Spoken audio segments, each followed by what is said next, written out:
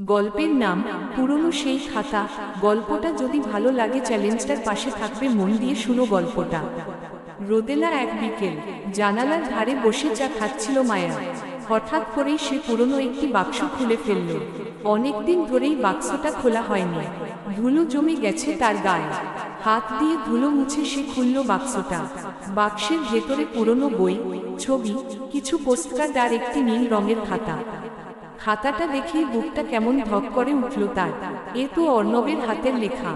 অর্ণব বিশ্ববিদ্যালয়ের দিনগুলোর সেরা বন্ধু, কখন যেন আরো বেশি কিছু হয়ে উঠেছিল। সব সময় খাতায় লিখে রাখত তার ভাবনা, কবিতা, গল্প। আর মায়া ছিল সেই লেখার প্রথম পাঠক। সেই সময়ে অর্ণব তাকে একটা খাতা উপহার দিয়েছিল, তোমার জন্য মায়া, লিখে।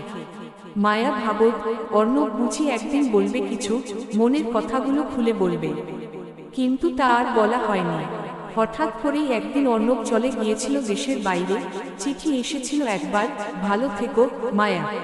মায়া খাতাটা খুলল। প্রথম পাতায় লেখা, তুমি ছাড়া কেউ পড়বে না, তাই সাহস করে লিখছি মায়া, আমি তোমাকে ভালোবাসি। চোখের কোণে জল চলে এল মায়া। এতদিন সে জানত না, অর্ণবও ঠিক তার মতোই অনুভব করত। বাক্সটা বন্ধ করে সে ভাবল, জীবন কতটা অদ্ভুত। কখনো কখনো ভালোবাসা খুব কাছেই থাকে, অথচ তা বলে ওঠা হয় না। পুরনো সেই খাতাই হয়তো তার জীবনের সবচেয়ে বড় চিঠি।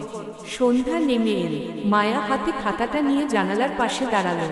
দূরে কোনো এক শহরে হয়তো এখনো অর্ণব বসে লিখছে কোনো নতুন গল্প, অথবা পুরনো দিনের কথা। যদি গল্পটা ভালো লেগেছে, ভিডিও একটা লাইক করে দিয়ে যাও।